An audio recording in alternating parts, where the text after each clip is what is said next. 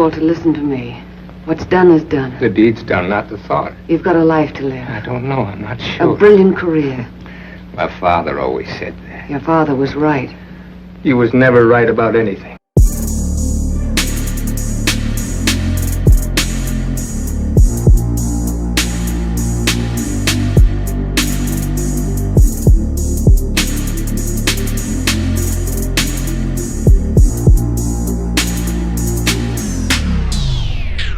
If you love listening to this show, please consider giving a rating and a review on Amazon Alexa or wherever you listen. We want to continue bringing you this amazing content, and part of our ability to do that means that we need a big audience. Now, it may not seem like much, but rating and reviewing the show will help more people find us, just like how you found this show. Simply on any podcast platform, search for our show, scroll down to the bottom, and push 5 stars. It's that easy. Thanks for supporting the show.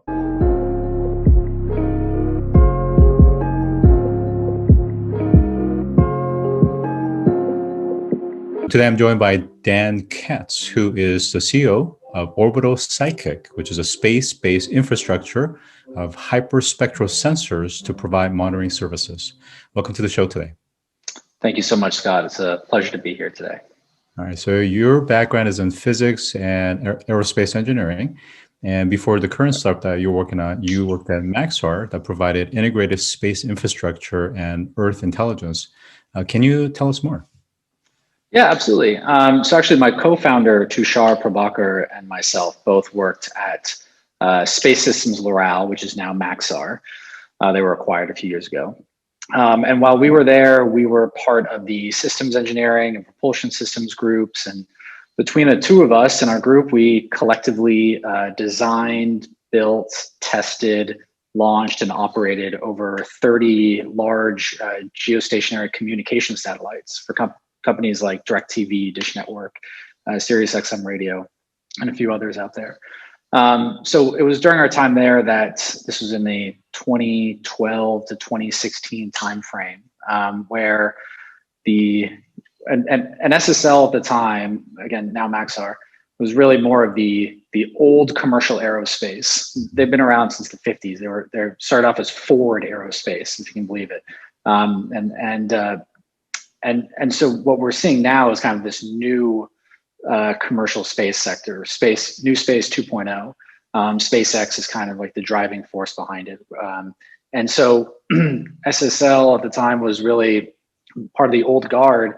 And what we were seeing, and I was seeing a lot in the advanced systems engineering group, was a lot of these new upstart companies coming out of Silicon Valley, like Planet Labs, Spire, and countless others that are popping up. And so what myself and Tushar saw was this trend of some really exciting innovation coming out of the Valley in new space, but it was all really targeted on making sure that they could build infrastructure within the space community. So either building launch vehicles or building satellites or components. And it was very insular to the space community. Which is good at the early stages of a new economy, but what we were failing to see was a more vertical approach where you had end-to-end solution for end users that were outside of the space sector. So what we thought was, we hypothesized, can we create a business model that leverages these really fantastic global monitoring platforms in the form of satellites that are autonomous and have global outreach, and implement really new, exciting technologies on them, and then attack a very specific end user problem. And for us, we leveraged our background even before we were at SSL. I've got a background in physics and astrophysics. I've also worked on large multi-billion-dollar infrastructure projects. And my co-founder has worked in aerospace, but also in the energy sector, working for some energy startups. So we kind of mashed all of this together and really came up with this business model to leverage global monitoring platforms of small satellites, merging it with hyperspectral technology, which I can discuss more as well, and using that to monitor energy infrastructure, specifically oil and gas pipelines. And that's really where we've made our mark. And I think the really exciting thing that we've seen is that this new space economy on the commercial side has entered an arena now where you can have small targeted companies that can provide turnkey bespoke solutions to end users on the commercial side. Yeah, I think if you look at some of the patterns of really successful entrepreneurs like Elon Musk and of course Jeff Bezos. Jeff Bezos in particularly is that he had insider knowledge of what was happening before internet became the internet. And in many ways, you both, you and your co-founder have had that perspective of kind of the legacy versus the new generation of new space companies. So I think you saw this blue ocean that perhaps maybe others didn't quite see until much later. So let's get into the kind of core of what you guys do, Orbital Sidekick. Sure, absolutely. So as I mentioned, so we are, and as you mentioned, we are building a constellation or an infrastructure of hyperspectral sensors in space. And so what hyperspectral is, and I'll talk a little bit, the way I like to describe it is first actually is talking about what it is not. The camera that's on your iPhone right now, that captures an image in 3 wide color bands in the visible light region. So red, green, and blue light combines it together, and that's the image that you see. Hyperspectral is really fascinating because what it does is it captures hundreds of very narrow, discrete, contiguous color bands in the visible and infrared light region. And so we get hundreds of these color bands. And what that allows us to do is basically have almost a chemical fingerprint of every object in our data set. Because ultimately, everything reflects, absorbs, or in some cases even emits light in a unique fashion. And so hyperspectral is looking at those unique signatures. So we can leverage this new really powerful data set. The technology has been around for a few decades. It's not like we invented this technology, but leveraging it at scale on space platforms, that is novel and new.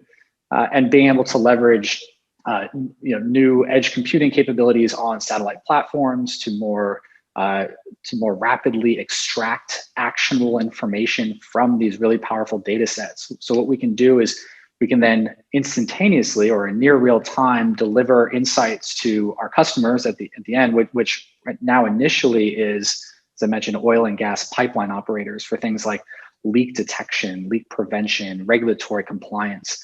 The energy infrastructure monitoring is a huge problem in terms of lack of technology. That we're using the same technology today that we've been using since the 60s to monitor our energy infrastructure. We're using basically crop dusters with pilots sticking their head out the window, trying to monitor hundreds of thousands of miles of pipeline on a routine basis. And it's not working, right? We have leaks and spills. We have huge environmental damages. 40% of the U.S. methane emissions come from pipelines. It's not good for anyone, and it's a logistics business. So these pipeline operators, if there's a leak or an issue, they have to shut down. They lose lots of money. If there's a leak, they have to pay for environmental damages or mediation efforts, cleanup efforts. So what we do is we provide a really robust, high fidelity, objective, persistent monitoring capability by monitoring all of these pipelines and other energy infrastructure with our satellite constellation, capture the hyperspectral data, identify, chemically fingerprint, if you will, leaks or security threats or encroachments, and deliver that information to our end user. So we're not selling satellites. We're not even selling like raw imagery or even hyperspectral data. We're selling the insights that we derive from that to our end user customers.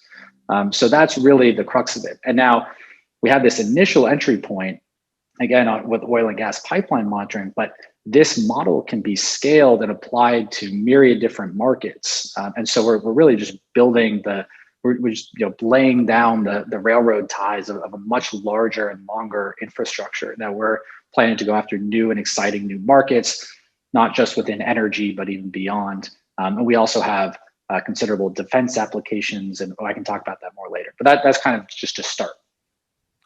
So let's talk about something a little bit more specific. There's several areas to consider. Is hyperspectral Imagery, of course, is going to have tremendous amount of information, hundreds and hundreds of color bands, like you said, visible, invisible.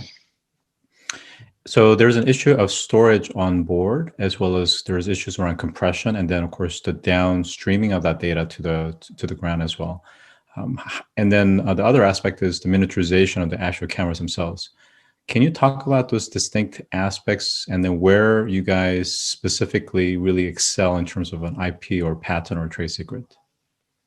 Yeah, absolutely. Happy to. So, I mean, you nailed all of the kind of big issues that have probably precluded these hyperspectral satellite constellations from being developed until today. Like, there's been a nice confluence of technological advances very recently that have enabled this to occur. So the timing is always really critical in any new business enterprise, but especially now for us.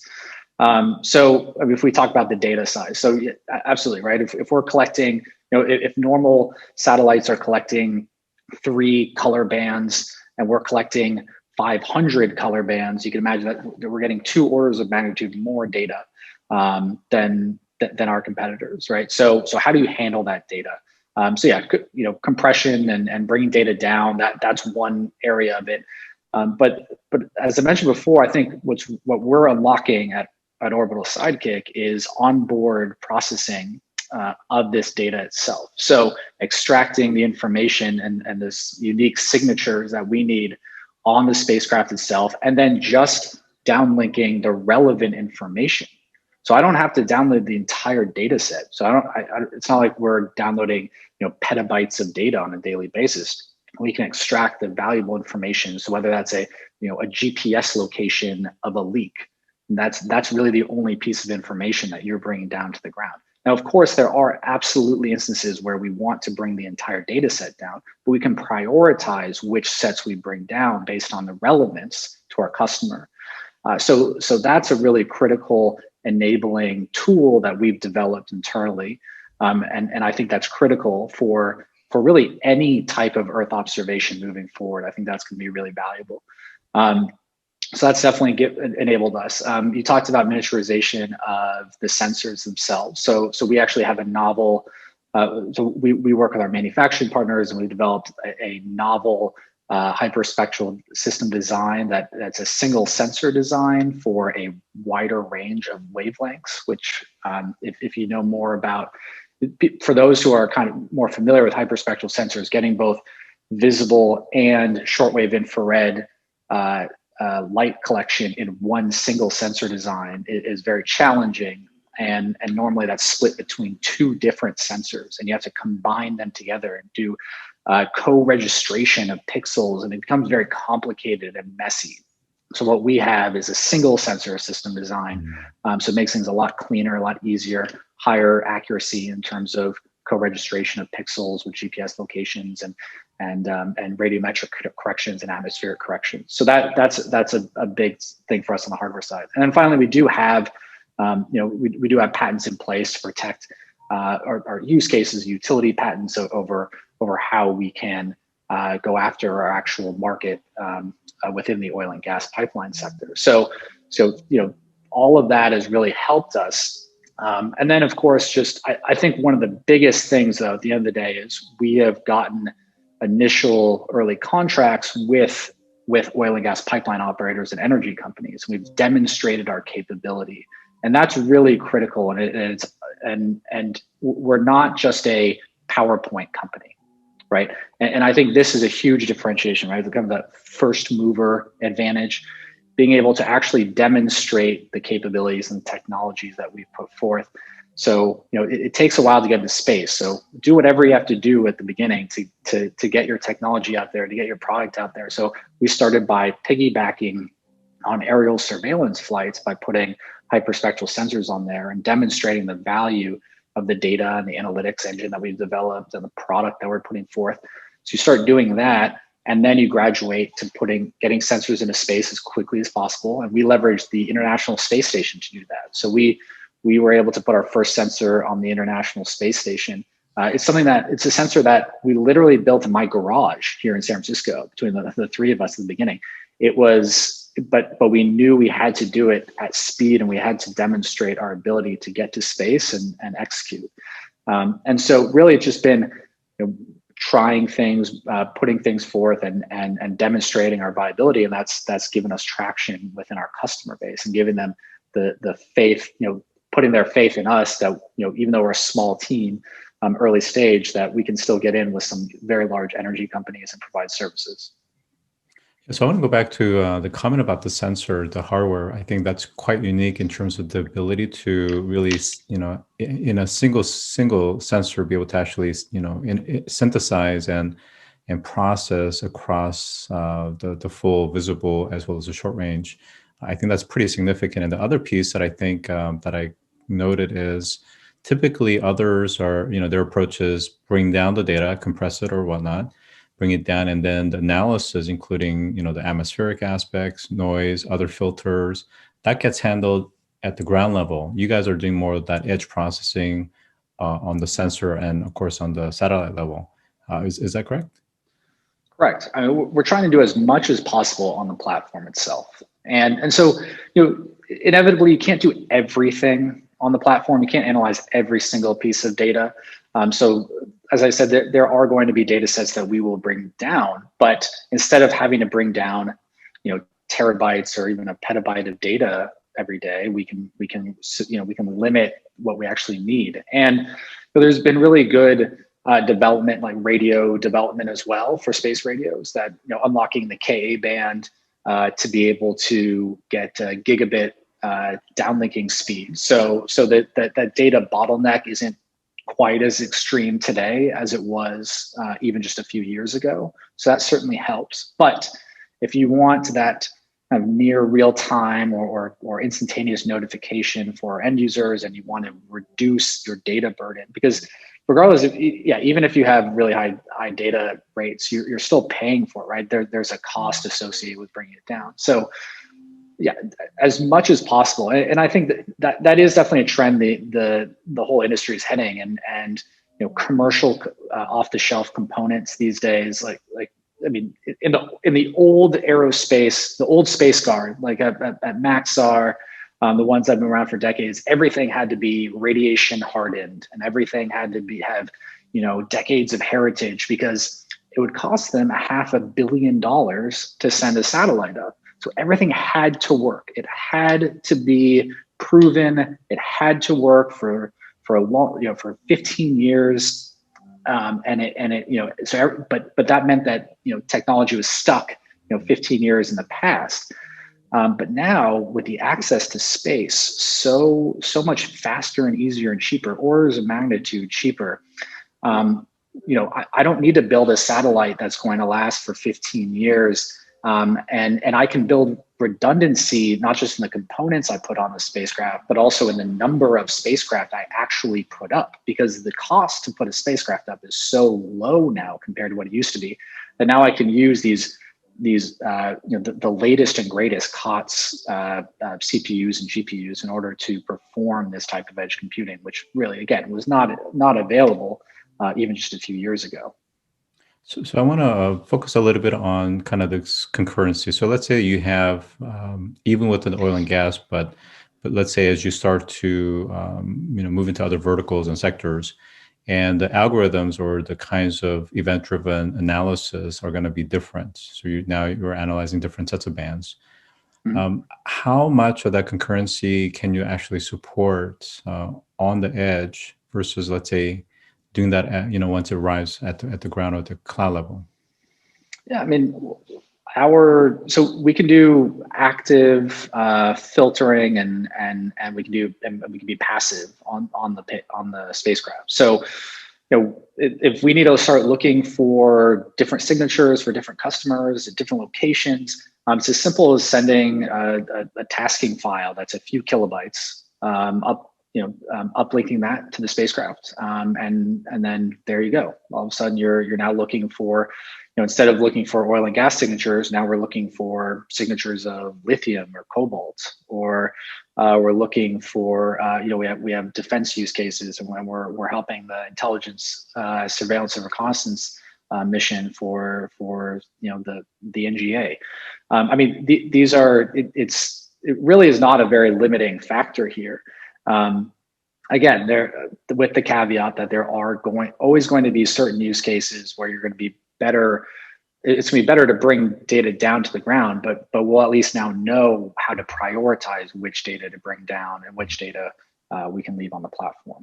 Yeah, I think my question was really more on the concurrency. So not so much the ability to reconfigure and identify which signatures, but how many different signatures could you actually run on the edge? Yes. Yeah. So I mean, there's really, I mean, I guess, I don't know what the theoretical limit is. We haven't hit it yet, though. I mean, on our end. So we're constantly looking at, dozens of signatures for different use cases for each set. So, that it just hasn't been a bottleneck that we've seen so far. Okay, great. Thank you for that.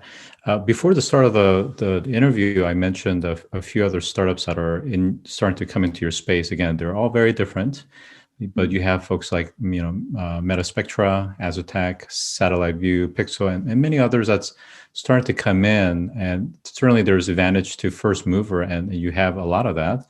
But any thoughts about those newcomers, as well as how this market that you're in potentially will change dynamically?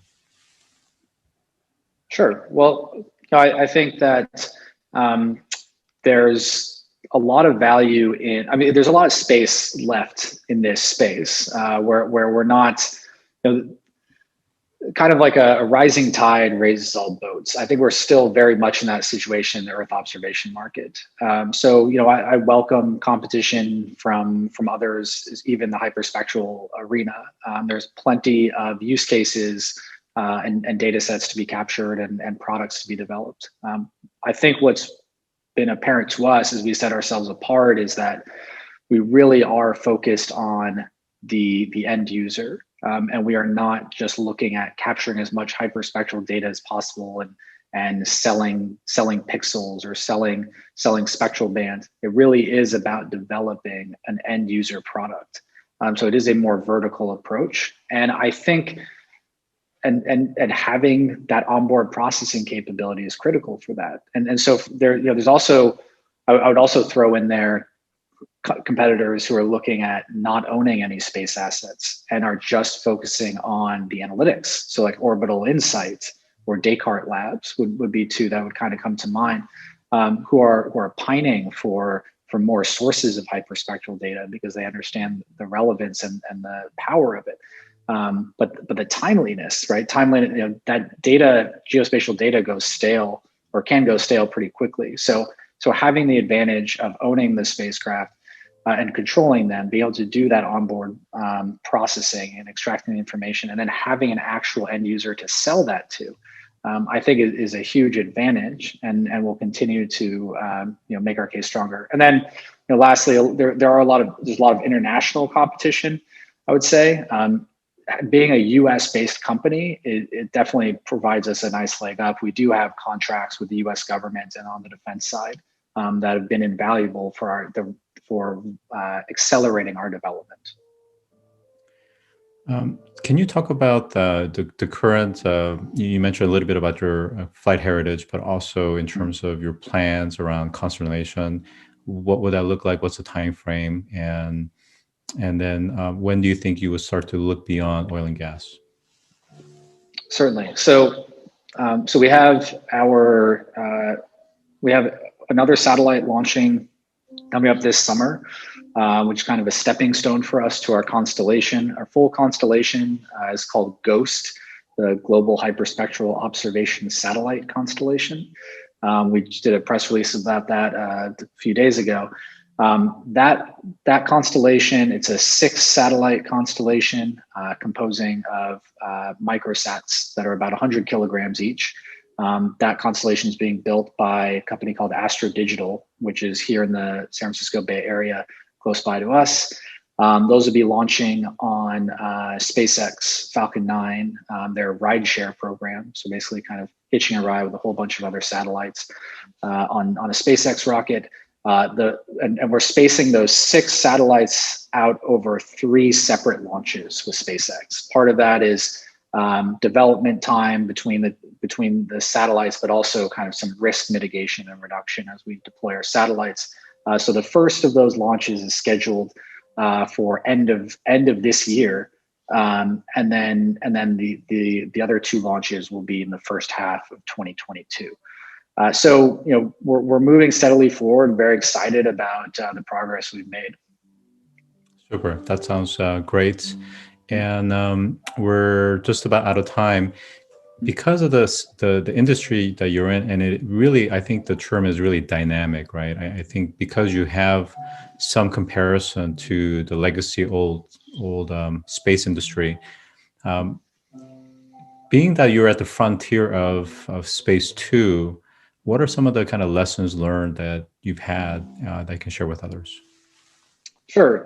Well, I think one of the big things is get stuff into space as quickly as possible.